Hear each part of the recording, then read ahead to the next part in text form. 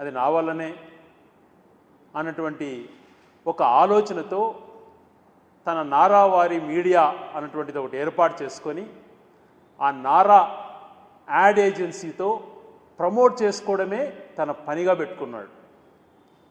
చిత్తశుద్ధి అన్నది తనలో ఏమాత్రమూ లేదు. ఒకటి ఆలోచన చేయమంటున్నాం చంద్రబాబు నాయుడు గారు.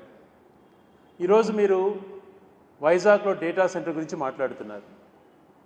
దాన్ని ఎప్పుడు మెటీరియలైజ్ చేశారు, ఏ సంవత్సరంలో జీవో ఇవ్వటం జరిగింది అటువంటిది మీరు తెలుసుకోకుండా, ఎక్కడ కూడా గతంలో ఏం జరిగింది అన్నటువంటి మెన్షన్ చేయకుండా అంతా ఇప్పుడే నా వల్లనే జరిగిపోయింది అన్నటువంటి రీతిలో ఆయన మాట్లాడుతున్నాడు. గతంలో కూడా మనం చూసాం, 2004లో ఉమ్మడి రాష్ట్రంలో ఆయన ముఖ్యమంత్రిగా ఓడిపోయారు. 10 సంవత్సరాలు మళ్ళీ 2009లో కూడా ఓటమిపాలయ్యారు. 1992-93 మధ్యన హైటెక్ సిటీకి ఫౌండేషన్ వేశారు నెదిరిమల్లి జనార్దన్ రెడ్డి గారు. అది నేనే కట్టానని చెప్పుకుంటూ వచ్చాడు. 2004 తర్వాత హైదరాబాద్ ఎంత అభివృద్ధి చెందింది, దానిని ఏ రకంగా రాజశేఖర రెడ్డి గారు కానీ తర్వాత రాజకీయ నాయకులు దాన్ని ముందుకు తీసుకెళ్లారు అటువంటి ఆలోచన ఆయన ఏమాత్రం కూడా చెప్పడు.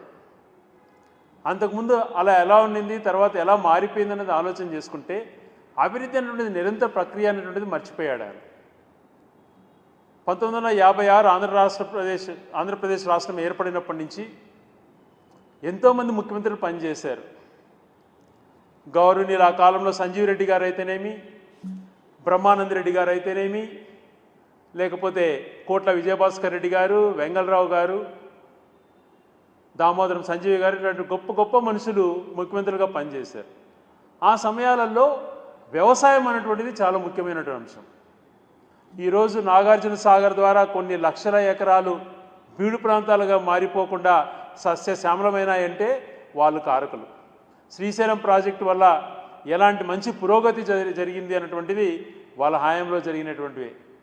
వాళ్ళు ఎప్పుడు కూడా ముఖ్యమంత్రిగా ఉన్నప్పుడు కానీ దిగిపోయినాక కానీ తర్వాత మేమే చేసాం మా వల్లే అయింది అన్నటువంటి మాటలు ఎక్కడ మనకు వినపల్ల. ఆ సమయంలో వ్యవసాయం అనేది లేకపోతే ఆకలి చావులు ఉండేటువంటివి. 6-7 జిల్లాల గ్రోత్ రేట్ జీడిపి కూడా పెరిగినటువంటి పరిస్థితి మనం చూసాం. ఆహార ధాన్యాలలో ఈ రాష్ట్రం అన్నపూర్ణ రాష్ట్రంగా వెలుగొందింది కూడా వాళ్ళ హయాంలోనే. వాళ్ళు ఎవరైతే చెప్పుకోవాలా. తర్వాత అనేక మార్పులు వచ్చాయి.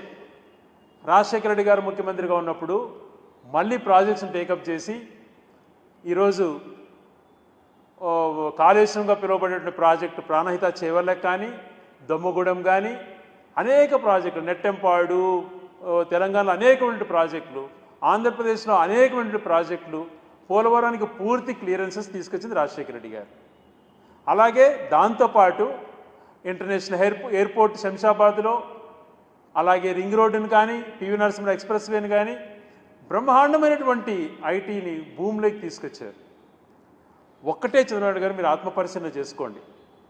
ఐటీకి నేనే ఆద్యుడు, మా నాన్న మైక్రోసాఫ్ట్ తెచ్చాడు, కుమారుడేమో నేను ఇప్పుడు గూగుల్ తెచ్చేసానని మాట్లాడుతున్నారు కదా. ఒకటి ఆలోచన చేయండి. మన హైదరాబాద్ కన్నా చిన్న సిటీ బెంగళూరు ఒకనొక టైంలో ఐటీలో కర్ణాటక కానీ బెంగళూరు, కర్ణాటక క్యాపిటల్ బెంగళూరులో ఎంత ఉన్నాయి? ఐటీ ఈ దేశంలో వాళ్ళ కాంట్రిబ్యూషన్ ఎంత, మన కాంట్రిబ్యూషన్ ఎంత అని ఆలోచన చేద్దాం. చంద్రబాబు నాయుడు గారు, ఎస్ఎం కృష్ణ గారు ఒకటేసారి ముఖ్యమంత్రి కదా, ఆ టైంలోనే ఐటీ భూమి వచ్చింది. మరి ఎస్ఎం కృష్ణ గారు కర్ణాటకలో ఏ రోజు బెంగళూరు నేను కట్టాను, నా వల్ల బెంగళూరు వచ్చిందని ఎక్కడ మాట్లాడలేదు.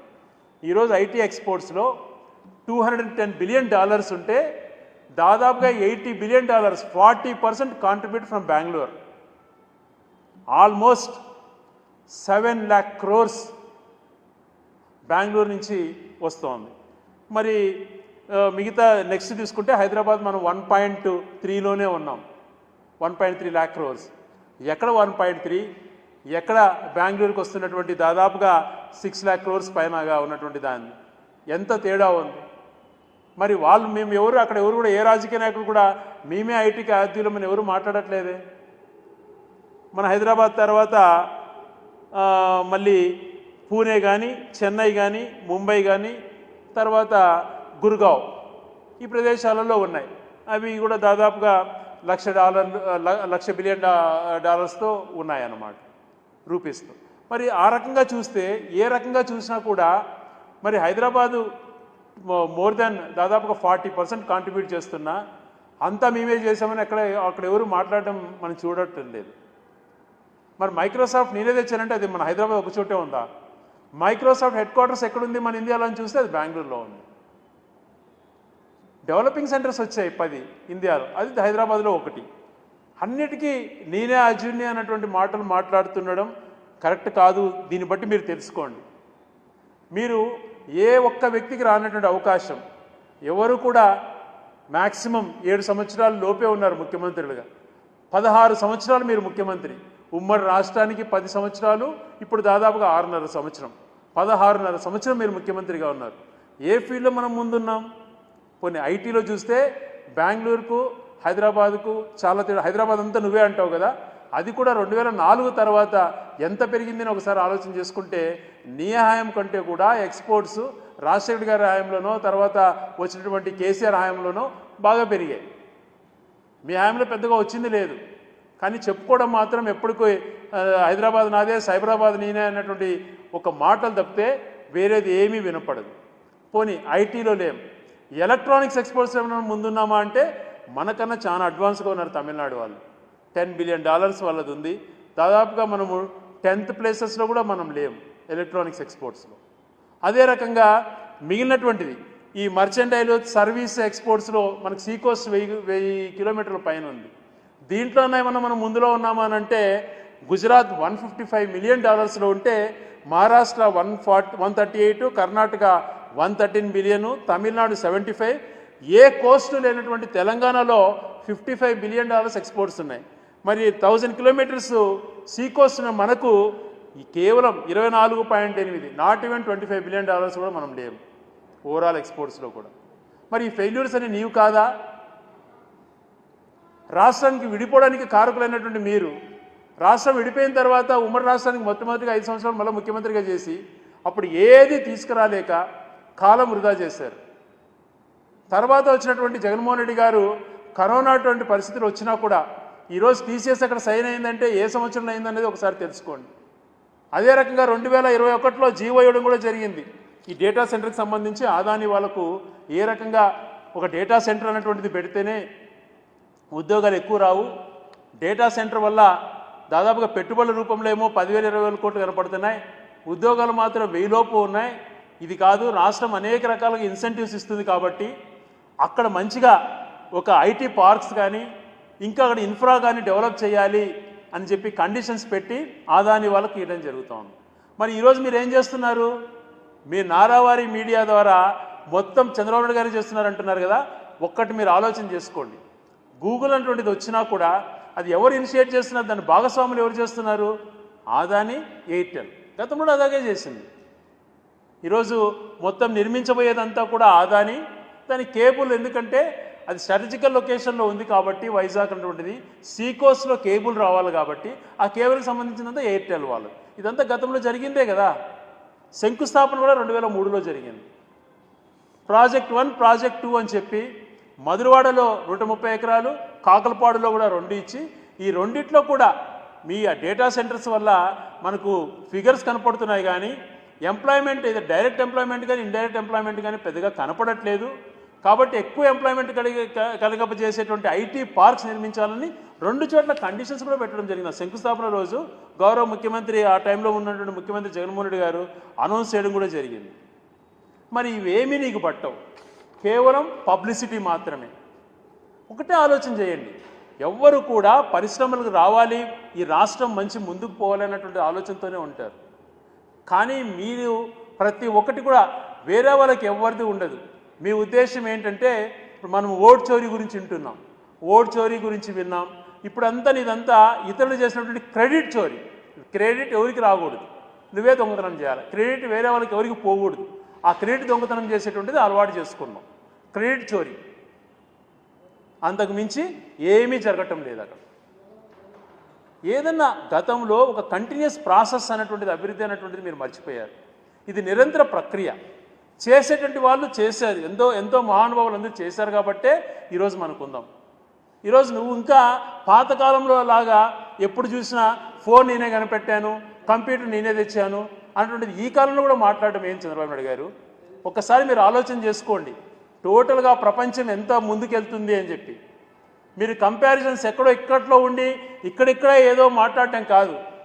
ఈ 20 సంవత్సరాలలో గ్లోబలైజేషన్ వల్ల ప్రపంచవ్యాప్తంగా వచ్చినటువంటి మార్పులను ఒకసారి గమనించుకోండి.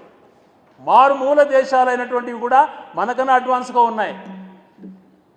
ఈరోజు ఆఫ్రికాలో ఒకప్పుడు అసలు అది అటవీ ప్రాంతం, ఏమాత్రం నాగరికత లేనటువంటి ప్రాంతాలు, అటవీ మనుషులు జీవనించేటువంటి ప్రాంతాలు అనేటువంటి పరిస్థితి ఉండేది. ఈరోజు అక్కడ కూడా బ్రహ్మాండంగా సెల్ టెక్నాలజీ, వాళ్ళు కూడా మనకన్నా ఎక్కువ ఫోన్ పేస్ అన్నీ వాడుతున్నారు. మరి అలాగే సౌత్ అమెరికా లాంటి కంట్రీస్ కూడా ఎంతో అడ్వాన్స్గా ఉన్నాయి. ఒక టెక్నాలజీలోనే కాదు, ఒక డిసిప్లిన్లో కానీ, ఒక రోడ్ స్ట్రక్చర్స్లో కానీ ఎంతో అభివృద్ధి చెందుతున్నాయి. వాళ్ళందరితో కూడా మనకంటే కూడా వెనకబడి ఉండి ఈరోజు వాళ్ళు ఎంత గ్రోత్ అయినారు, వాళ్ళతో పోటీ పడదామని లేకుండా చిన్న చిన్న కంపారిజన్స్ చేసుకుంటూ ఇంకా బుడదలోనే ఉన్నటువంటి వ్యక్తి చంద్రబాబు నాయుడు గారు. ఒకసారి ఆలోచన చేసుకోండి, 90లో మనది చైనాది ఒకటే జీడిపి, ఈరోజు మనకు వాళ్ళ కంపారిజన్ లేకుండా పోయింది. సౌత్ అమెరికా, ఆఫ్రికా లాంటి దేశాలు టెక్నాలజీ మనకన్నా ముందుకు పోతున్నాయి. ఇక్కడ అభివృద్ధి చెందిన దేశాలలో డిసిప్లిన్ ఎలా ఉంది, అక్కడ ప్రజలు ఎలా కమిట్మెంట్తో ఉంటారు, ఒక మాట మాట్లాడు ఎంత పద్ధతిగా ఉంటారని దాన్ని నేర్చుకోండి, దాన్ని అలవరుచుకోండి. ఆ డిసిప్లిన్ నేర్పించండి. ఇక్కడ రాష్ట్రాలలో కూడా ఆ డిసిప్లిన్ మర్చిపోయావు. ఎప్పుడు ఎలాగా ఫాల్స్ ప్రాపగండా చేయాలి, అపోజిషన్ అటువంటిది కూడా ఒక ప్రక్రియ, పొలిటికల్ సిస్టంలో ఈక్వల్ ఆపర్చునిటీ ఉన్న వ్యక్తులు వాళ్ళని నెగ్లెక్ట్ చేయడము, బ్యాడ్ ప్రాపగండా చేసి ఎలా అనగదొక్కడము, ఏమీ లేని దాన్ని పబ్లిసిటీకి ఎలా ముందుకు తీసుకెళ్లటం ఆలోచనలు పెట్టుకొని ఒక టీమ్స్ని ఏర్పాటు చేసి ఒక మాఫియాలాగా నడిపేటువంటి వ్యక్తి మీరు. ఇది కాదు డెమోక్రసీలో చేయాల్సింది. వాస్తవాలు కూడా మాట్లాడండి, ఎప్పటికి ఏం జరిగింది, ఎంత జరుగుతుంది అని. ఈరోజు క్లారిటీగా చెప్పగలుగుతారా? ఎన్ని డైరెక్ట్ ఉద్యోగాలు ఇస్తారు, ఎన్ని ఇండైరెక్ట్ ఉద్యోగాలు వస్తాయన్నటువంటిది చెప్పలేకున్నారు. ఈరోజు పరిశ్రమల గురించి నువ్వు మాట్లాడుతున్నావు కదా, ఎవరో వ్యతిరేకమని. ఈరోజు ఏషియాలోనే పెద్ద సెజ్ అయినటువంటి శ్రీ సిటీ ఎవరి హయాంలో వచ్చింది? రాజశేఖర రెడ్డి గారి హయాంలోనే శ్రీ సిటీ వచ్చింది కదా. దాన్ని అద్భుతంగా తీర్చిదిద్దడంలో రాజశేఖర రెడ్డి గారు, తర్వాత జగన్ గారు ముఖ్యమంత్రిగా ఉన్నప్పుడు కూడా అనేకమైన పరిశ్రమలు వచ్చినాయా లేదా? మరి ఈరోజు మీరే సిగ్నేచర్ చేసి మొదలు పెడతారు. టీసీఎస్ కూడా జగన్ గారి హయాంలోనే కదా, అంటే ఒక ముందుకు వచ్చిన స్టెప్స్ అంతా కూడా. దురదృష్టవశాత్తు కరోనా వల్ల సమయం కొంచెం వృధా అయింది, కానీ లేకపోతే అప్పుడే కదా ప్రక్రియ మొదలైంది. లాంగ్ టర్మ్ ఆలోచన చేసేటువంటి నాయకుడు ఎవరు? నువ్వు టెంపరీగా ఏదో వచ్చేస్తుంది, ఎస్ స్వాగతించాలి. దానికి సంబంధించి ఫ్యూచర్లో ఎంత పవర్ కావాల్సి వస్తుంది, ఎంత వాటర్ ఇవ్వాల్సి వస్తుంది, ఆ వాటర్కు మనం ఇచ్చేటువంటి పవర్కు రేపు పొద్దున మన ఇంపాక్ట్స్ ఏమున్నాయి, ఇది ప్రజలకు తెలియజేయాల్సినటువంటి బాధ్యత మీ పైన లేదా? దీన్ని మీరు ఎందుకు ఇనిషియేట్ తీసుకోలేకున్నారు? ఎప్పటిలోపల కంప్లీట్ అవుతుంది, ఎంత మాత్రం వాళ్ళు ఇన్వెస్ట్మెంట్లో ఎంత బాగా ఎప్పుడెప్పుడు ఏ టైం లైన్స్లో కంప్లీట్ చేస్తారు, ఇవన్నీ ఏమీ చెప్పకుండా మేమే ఆద్యులం అన్నటువంటి మాటకు చెప్పుకోవడమే ముందుంటున్నారు. కానీ వాస్తవాలు ప్రజలకు తెలియచేసేటువంటి పరిస్థితి మీ దగ్గర ఎప్పుడు కూడా లేదు. నిన్నగాక మొన్ననే పవన్ కళ్యాణ్ గారు మాట్లాడారు, ఈరోజు దివీ సెజ్ కానీ ఇలాంటి అనేక సెజ్లు కూడా రాజశేఖర్ గారి హయాంలో అయినాయని చెప్పి నెగిటివ్ బురద చల్లడానికి ప్రయత్నం చేస్తున్నారు. కానీ అభివృద్ధి ప్రక్రియలో భాగంగా ముందడుగు వేసింది ఎవరు? దాన్ని రెచ్చగొట్టి ఈరోజు ఆ పరిశ్రమలు ఆ రోజు ఇవ్వటం వల్ల ఎంతమంది ఉద్యోగాలు వచ్చినాయో, కొంతమంది రైతులు నష్టపోయి ఉండొచ్చు. కానీ పరిశ్రమలు వ్యతిరేకం కాదు అన్నటువంటిది మేము అటు నిరూపించాం కదా. పరిశ్రమలు పెట్టేటివి మీరు వ్యతిరేకిస్తున్నారు, మరి మీరు మా హయాంలో డేటా సెంటర్ అటువంటిది వచ్చి మేము నిద్ర లేచినప్పటి నుంచి 3 పూటల ఉదయము, మధ్యాహ్నము, సాయంత్రము వైజాగ్ అయితేనే ఈ రాష్ట్రానికి ఒక ఆదాయ వనరుగా వస్తుందని మేము మాట్లాడితే ఆ రోజు మీరు ఏమన్నారు? మీరేదో వైజాగ్ గురించి నెగిటివ్గా రాయడం చేశారు స్టోరీస్. సునామీ వస్తుందంట, వైజాగ్లో అంత మునిగిపోతుందంట, అక్కడ వీళ్ళు కడతారంట బిల్డింగ్స్ అని చెప్పి ఒక బ్యాడ్ ప్రాపగండా చేశారు. ఎవరు దుర్మార్గులు? మీరా మేమా? మేము రాష్ట్ర శ్రేయస్సు ఇంపార్టెంట్ అన్నటువంటి ఆలోచనతో పోతాం. అందుకనే జగన్మోహన్ రెడ్డి గారు ఒక పరిశ్రమలో డైరెక్ట్గా ఎంప్లాయ్ అయ్యే దానికంటే కూడా ఫస్ట్ కింది నుంచి ఫౌండేషన్ బాగుండాలా, కింది స్థాయిలో పేదవాడు కూడా మంచి ఎడ్యుకేషన్ చదవాలా, ఆ వ్యక్తికి సంబంధించి ఐబీ స్టాండర్డ్స్ పెట్టాలా, గవర్నమెంట్ స్కూల్స్లో కూడా టోఫెల్ ఎగ్జామ్ రాయగలిగినటువంటి కెపాసిటీ వాళ్ళకి రావాలా, చిన్నప్పటి నుంచి ట్రైనింగ్స్ ఉండాలా, ఇంగ్లీష్ మీడియం చదువుకోవాలి, డిజిటల్ క్లాసెస్ ఉండాలి, వాళ్ళు హై స్కూల్లో ఆ మాదిరి చదువుకొని కాలేజీకి వచ్చినప్పుడు ఏ రకంగా వాళ్ళ జీవనశైలి మారాలి, ఏ రకంగా కమ్యూనికేషన్ వాళ్ళు వచ్చి వాళ్ళు జాబ్ చేసే టయానికి వాళ్ళు ఎంత కమాండబుల్గా తయారవ్వాలి, ఎంత నాలెడ్జబుల్గా తయారవ్వాలనేటువంటి ఆలోచన చేసింది ఎవరండి? అది కాదా మంచి ఆలోచన కాదా అది? నీలాగా టెంపరీగా ఊరికే ఏదో చేసిన వాళ్ళని టక్కన వచ్చేటువంటి గాలికి వచ్చేటువంటి క్రెడిట్ తీసుకొని అంతా నేనే అనేటువంటి భ్రమింపజేసే దానికంటే కూడా మంచి చేయాలన్నట్టు ఆలోచన కలగాలి. జగన్మోహన్ రెడ్డి గారు ఆ యువత గురించి ఆలోచన చేశారు. అందుకనే ఆయన బేసిక్గా ప్రతి స్కూలు 50,000 స్కూళ్ళు మాడిఫై చేసి ప్రతి స్కూల్లో డిజిటల్ క్లాసెస్తో ఇంగ్లీష్ మీడియంతో బ్రహ్మాండమైన ఫౌండేషన్ కింది నుంచి వస్తే ఆ యువత పెద్ద అయినాక కాంపిటేటివ్ వరల్డ్లో వాళ్ళు రాణించి వాళ్ళు చేసేటువంటి మంచి రాష్ట్రానికి కూడా జరుగుతుంది. ఆ ఫౌండేషన్ కింద నుంచి రావాలా అని చెప్పి ఆలోచన చేస్తే మీ బ్యాడ్ ప్రాపగండతో రాంగ్ పబ్లిసిటీతో మీరు ఇష్టానుసారం బురద చల్లుతున్నారు. కానీ మీరే విజనరీ అని చెప్పుకోవడం కాదు, చేసి చూపించాలి. చేసి చూపించే తత్వం చేశారు రాజశేఖర రెడ్డి గారు కానీ జగన్మోహన్ రెడ్డి గారు. మీరు ఎంతసేపు విజనరీ అని చెప్పుకోవడమే కానీ ఎటువంటి ఆలోచనలు మీకు లేవు. నేను ఈరోజు ఐటీ ఎక్స్పోర్ట్స్ గురించి చెప్పాను, ఏ సిటీ ఎలా ఉందో, ఓవరాల్ ఎక్స్పోర్ట్స్ గురించి చెప్పాను. ఈరోజు కోస్ట్ లైన్ 1000 కిలోమీటర్స్ ఉంది ఆంధ్రప్రదేశ్లో అని చెప్పి ఉత్తరాంధ్రలో ఈరోజు మూలపేట పోర్ట్ కానీ రామాయపట్నం కానీ బందర్ పోర్ట్ కానీ ఎందుకు అంత ఇదిగా టేకప్ చేశారు? ఆ పోర్ట్స్ కానీ డెవలప్ అయ్యి ప్రతి 50 కిలోమీటర్స్కి ఒక ఫిషింగ్ హార్బర్ కానీ ఒక పోర్ట్ కానీ ఉండాలన్న ఆలోచనతో దాదాపుగా 1000 కిలోమీటర్లలో ఫిషింగ్ హార్బర్లు, మెరైన్ యూనివర్సిటీ భీమవరం నరసాపురంలో మెరైన్ యూనివర్సిటీతో సహా అలాగే 3 పెద్ద పోర్ట్స్ కంప్లీట్ స్టేజ్కి వచ్చినాయి. ఈరోజు ఆ క్రెడిట్ కూడా మూలపేటలో నేనే చేశానని మాట్లాడుతున్నాం. మనం ఎక్కడో విన్నా. మీరు దానికి ఆద్యులా చెప్పండి. మూలపేట ఎప్పుడు ఫౌండేషన్ వేశారు? ఎప్పుడు నిధులు కేటాయించబడ్డాయి? మీరు బందర్ పోర్ట్ గురించి ఎప్పటి నుంచో మాట్లాడుతున్నారు కానీ రూపాయి కేటాయించలేదు. నాబార్డ్ ఫండ్స్ తోటి అయ్యప్ చేసి బందర్ పోర్ట్ యుద్ధ ప్రతిభను కంప్లీట్ చేయాలా అని చెప్పి బందర్ పోర్ట్ కంప్లీట్ స్టేజ్కి వచ్చింది. రామాయపట్నం దాదాపుగా ఈ నెల రేపు నెల షిప్స్ కూడా అక్కడ అన్లోడ్ చేయడం స్టార్ట్ అవుతుంది. ఇంత యుద్ధ ప్రతిపాదన ప్రాజెక్ట్స్ని టేకప్ చేసింది జగన్మోహన్ రెడ్డి గారు కాదా? మెడికల్ కాలేజెస్ ఈరోజు ఒక రాజభవనాల్లాగా పేదవాడికి మంచి జరగాల అని చెప్పి 17 మెడికల్ కాలేజీలలో 5 మెడికల్ కాలేజీలు కంప్లీట్ చేసి 12 మిగతా మెడికల్ కాలేజీ వివిధ దశల్లో ఉంటే అసలు మెడికల్ కాలేజీలో లేవని మాట్లాడారు మీరు. ఇదే మీ విజన్? ఏ వ్యక్తి అయినా కూడా కష్టపడతాడు, ఏ వ్యక్తి అయినా చేయాలని తప్పిస్తాడు. మీరు ఆ పబ్లిసిటీ లాగా దావోస్లో చలిలో నడుచుకుంటా పోయినాం, పక్కన హోటల్ నుంచి పక్కకు నడుచుకుంటా పోయేది, దాన్ని ఒక ఫోటో తీసి పబ్లిసిటీ. దావోస్లో అగ్రిమెంట్ 1,00,000 కోట్లు అన్నారు. ఎన్ని ఒక్క పర్సెంట్ చూపించండి గ్రౌండ్లో పడినేటి. ఎవరైనా కూడా ఒక బాధ్యత ఉన్నప్పుడు రాష్ట్రానికి కానీ వాళ్ళ ప్రాంతానికి కానీ చేయాలనుకుంటారు. నేను ఒక ఊరికి ప్రతినిధిని రాయచోటికి ఉన్నప్పుడు, అదే నేను ఎమ్మెల్యేగా ఉన్నప్పుడు, రాయచోటిలో మంచి జరుగుతుంది అని అంటే ఈయన ఇక్కడ దావోస్లో మినిమం 2 డిగ్రీసో 0 డిగ్రీస్ అంతకన్నా ఎక్కువ ఉండదు. మంచి జరుగుతుంది, ఇలాంటి ఇండస్ట్రీ వస్తుంది, మా రికమెండేషన్ ద్వారా వస్తుందంటే నీకేం సైబీరియాలో షర్టు ప్యాంట్ వేసుకొని మేము 40-50 గంటలు కూర్చోమన్నా కూర్చుంటాం. మంచి జరుగుతుంది మా ప్రాంతాల కంటే. మా హయాంలో మా కెపాసిటీకి మా మా మా ఉన్న హుదాకి మంచి జరగాలి అనేటువంటి మా ప్రాంతాలలో ఒక డెవలప్మెంట్ వర్క్ రావాలంటే క్లర్క్ దగ్గర నుంచి అన్న అనుకుంటా ఒక ఫైల్ పట్టుకొని ఎంత తిరిగింటాం. మరి ఎవరు బాధ్యత వాళ్ళది. కానీ మేము ఎప్పుడు ఇట్లా పబ్లిసిటీ చేసుకోమే. నీది ప్రతి ఒక్కటి ఆర్గనైజ్డ్ థింగ్స్, ఆర్గనైజ్డ్గా బూస్టప్ చేసుకోవడం, మళ్ళీ రిజల్ట్ చూస్తే తక్కువ ఉంటుంది. ఎంతసేపు బూస్టప్ చెయ్యి. నీకు నిజంగా చిత్తశుద్ధి ఉంటే నిరంతర ప్రక్రియ.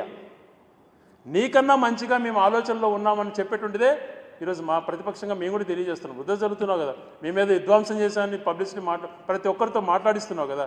ఏంది విధ్వంసం చేశాం? చిన్నపిల్లలు హై స్టాండర్డ్స్తో చదువుకోవాలని ఆలోచన చేయడం విధ్వంసమా? ప్రతి పేదవాడు ఒక మంచి హాస్పిటల్లో వైద్యం తీసుకోవాలి, ప్రతి చిన్న ఊర్లో హెల్త్ సెంటర్ ఉండాలి, అక్కడే సచివాలయం ఉండాలి, అక్కడే ఒక రైతు భరోసా కేంద్రం ఉండాలి, ఫార్మర్స్కి సంబంధించి ఆర్బీకేలో వాళ్ళ యొక్క భూసార పరీక్ష చేసేదానికి కానీ ఇంకొక దానికైనా అవైలబిలిటీ ఎప్పుడు అక్కడ అగ్రికల్చర్ సెక్రటరీ ఉండాలి, ఎరువులు అక్కడి నుంచి సప్లై కావాలని ఆలోచన చేసింది ఎవరండి? ప్రతి గ్రామానికి ఉండాలా అని చెప్పి ఒక వ్యవస్థని దగ్గరగా ఇంటింటికి చేర్చిన వ్యక్తి ఎవరండి? కాదా జగన్మోహన్ రెడ్డి గారు కాదా? మీరు అంటున్న విధంగా మీరు చెప్పేది దీనికి సమాధానం చెప్పండి. పోర్ట్స్ ఎవరు ఇనిషియేషన్ తీసుకున్నారు? ఫిషింగ్ హార్బర్స్ ఎవరు ఇనిషియేషన్ తీసుకున్నారు? మెరైన్ యూనివర్సిటీకి ఎవరు ఇనిషియేషన్ తీసుకున్నారు?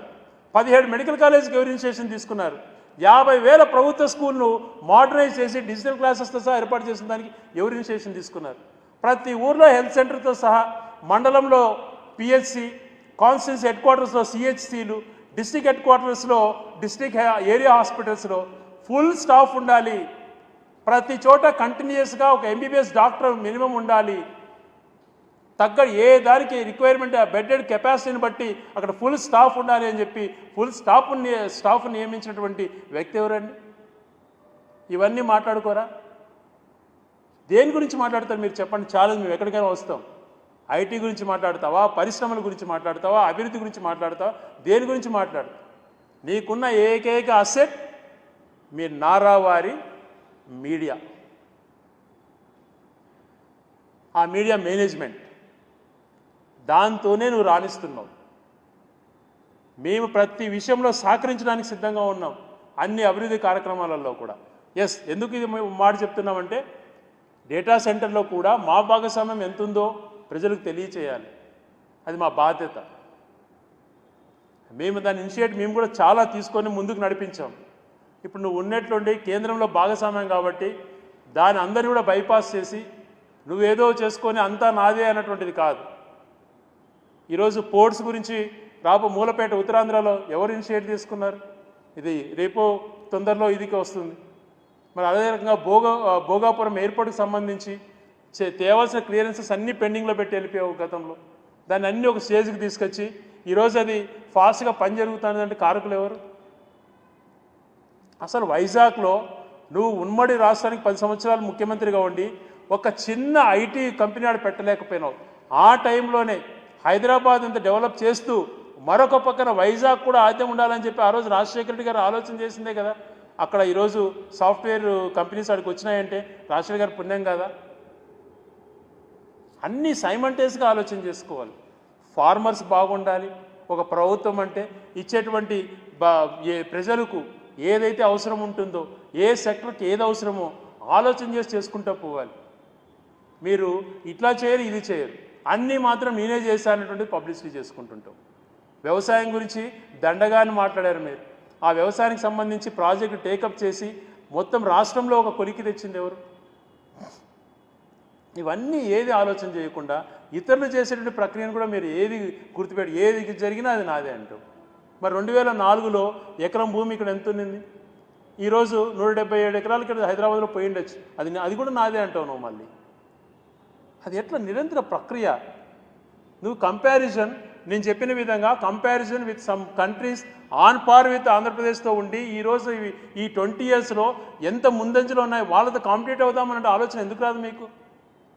ఒక డిసిప్లైన్ అన్నటువంటిది మనం చాలా వెనుకబడి ఉన్నాం.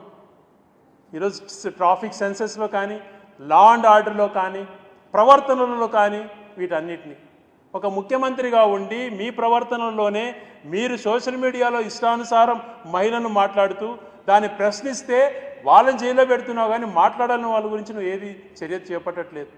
ఇది ప్రజాస్వామ్యంలో కరెక్టా?